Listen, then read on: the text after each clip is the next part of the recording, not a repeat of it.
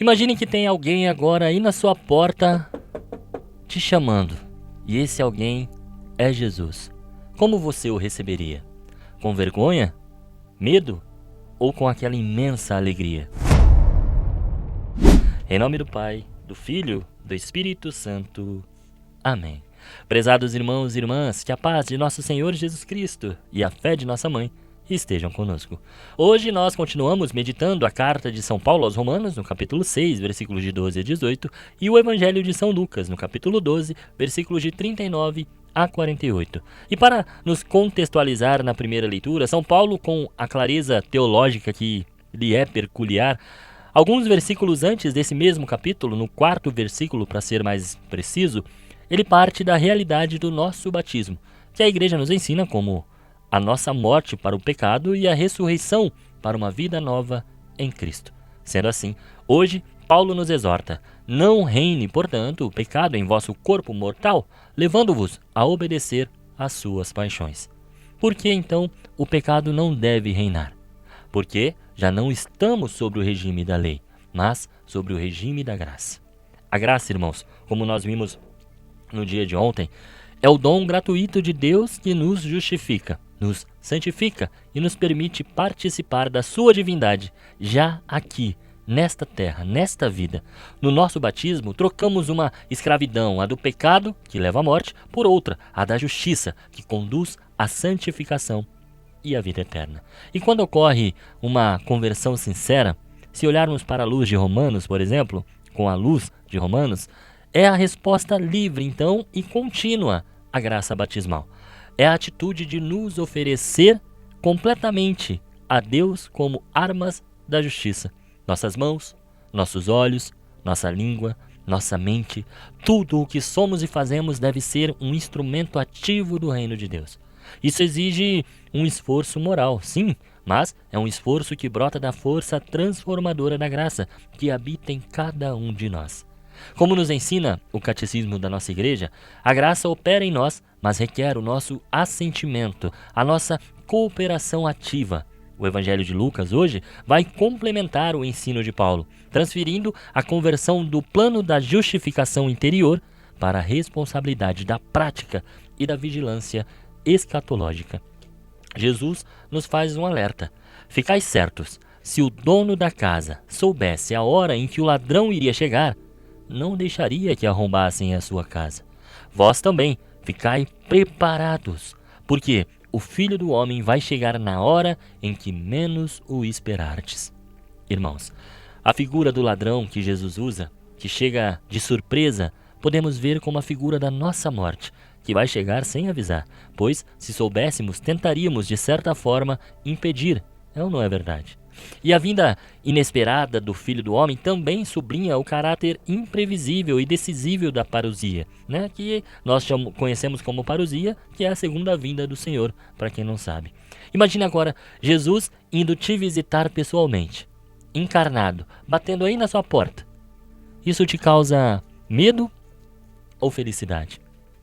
Pedro, hoje no Evangelho, pergunta ao Senhor se esta parábola ele está dizendo para todos ou apenas para eles, os discípulos. E o Evangelho avança com a parábola do administrador fiel e prudente, respondendo a essa pergunta de Pedro. É essa parábola que nos mostra que nós somos todos administradores de cada um dos dons que nós recebemos: a fé, a família, o trabalho, o tempo, os recursos materiais e, sobretudo, a graça de Deus. O cerne da responsabilidade está no versículo final de hoje. A quem muito foi dado, muito será pedido. A quem muito foi confiado, muito mais será exigido. Irmãos, é uma notícia boa e uma notícia ruim. Nós, batizados na Igreja Católica, somos imensamente enriquecidos pela palavra, pelos sacramentos, pela tradição e pelo magistério. Recebemos o tesouro da fé, e a plenitude dos meios de salvação. Portanto, a exigência de conversão e fidelidade é muito maior para nós. Eu costumo dizer, nós somos os representantes da única Igreja de Cristo. Por isso, a nossa cobrança é maior sim, sem sombra de dúvidas. Se você é católico, recebeu diretamente das mãos de Jesus a plenitude da verdade. Por isso, em essência, devemos entregar nossa liberdade redimida à vontade de Deus. E essa entrega tem que ser manifestada em obras de justiça e caridade. Significa não permitir que as paixões e os vícios, que a nossa natureza ferida, voltem a tomar o trono da nossa vida. É usar a liberdade conquistada por Cristo para dizer não ao pecado, e sim à graça. É a luta, irmãos, a luta diária, árdua e muitas vezes dolorosa, mas que é auxiliada e deve ser auxiliada pela oração e pelos sacramentos. Essa é a administração fiel do que Deus nos confiou. Não se trata de esperar de braços cruzados a vinda do Senhor e só dizer que nós cremos por pensamentos, palavras, mas de ser encontrado por Ele no serviço concreto, pois nós devemos ser o administrador fiel e prudente que o Senhor vai colocar à frente do pessoal de sua casa para dar comida a todos na hora certa. A justiça de que fala Paulo é a santidade e agir em conformidade com o Evangelho, dedicando a vida à missão de Cristo. O Evangelho distingue entre o servo que conhecia a vontade do Senhor e o que não conhecia. O castigo ocorrerá não por um capricho divino, irmãos, mas por consequência da rejeição da graça e da luz. Nós temos a luz da fé e a doutrina da igreja. Portanto, como falei, a nossa responsabilidade é imensa.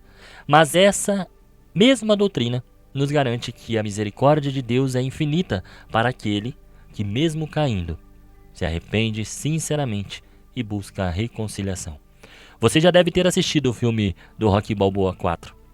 Tem uma cena ali que o Rocky está em uma discussão com seu filho e sai uma fala tremendamente conhecida na internet. O mundo não é feito de arco-íris, é um lugar sujo e cruel que não quer saber o quanto você é durão. Vai colocar você de joelhos e você vai ficar de joelhos para sempre se você deixar. Você, eu, ninguém vai bater tão duro quanto a vida, mas não se trata de bater duro, se trata do quanto você consegue aguentar apanhar e continuar seguindo em frente. O quanto você é capaz de aguentar e continuar tentando. Assim é a nossa vida com relação à tentação e ao pecado. O quanto somos flagelados, mas continuamos tentando seguir ao Senhor. A vida de todos os santos da nossa igreja se resume a isso. E eles não foram covardes. Como nós sabemos, os covardes desistem. E eles têm nome e sobrenome. E nós, que lutamos e tentamos ser discípulos fiéis de Cristo, nós temos a Ele, o Rei dos Reis, que nos envia a sua graça, que nos liberta do jugo do pecado, nos fortalece para sermos administradores fiéis. Entreguemo-nos, irmãos, a Deus, hoje e a cada dia da nossa vida, com a certeza de que o nosso Senhor, que virá, deseja nos encontrar prontos, não por medo, mas por amor. Escravo da justiça, servos fiéis e prudentes. Que a Virgem Maria, nossa mãe e serva atenta e fiel, interceda por cada um de nós. Senhor, estivemos aqui reunidos por amor a Jesus Cristo, em nome do Pai, do Filho, do Espírito Santo. Amém.